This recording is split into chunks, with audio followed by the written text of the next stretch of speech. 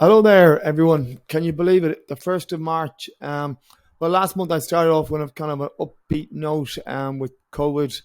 And, well, all has seemed to gone to plan, thank God. Only thing that I feel weird about is, well, whether I give someone a hug, do I shake their hand, or do I still bump the elbow? But hopefully that feeling will pass with time. And obviously, with the masks going yesterday, it does feel very, very liberating. That being said, it's hard not to mention what's going on in Ukraine. Sometimes the insanity of humankind just it's hard to even put words on it. It's just so sad. Hopefully, it will come to a very very quick and peaceful resolution because it all these innocent people. Words really really fail me. Um, I have been asked, and I maybe even shouldn't really be discussing this right now, but I have been asked the question: do I see it affecting house prices?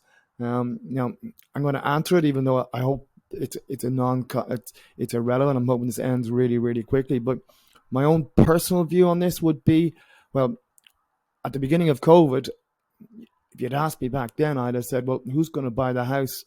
Who's going to buy a house in the middle of a pandemic? Well, almost the same logic may apply right now.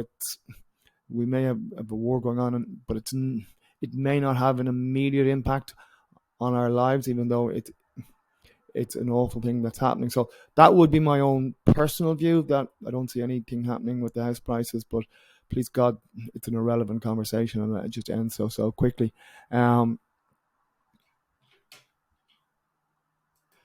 In other news, an often forgotten segment of the mortgage market is that for the people who have been divorced or separated, which is now, I think, it's 25 years since it's come into law in Ireland.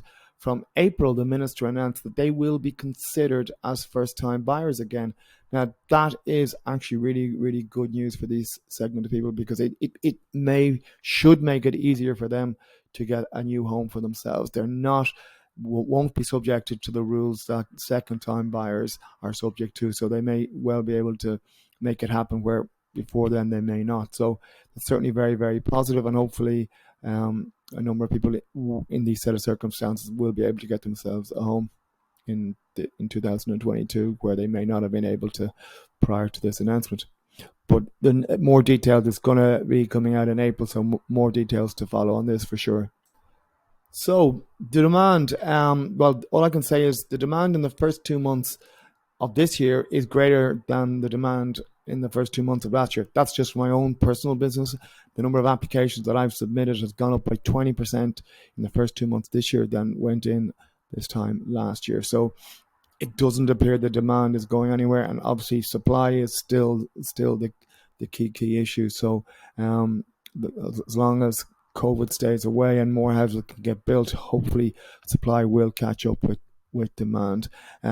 As for the service of the banks, well, it's relatively okay.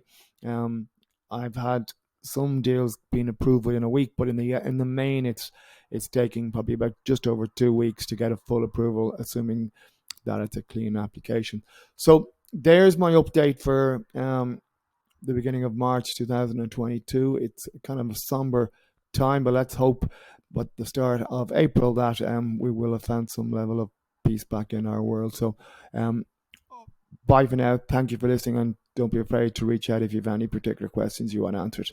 Thank you.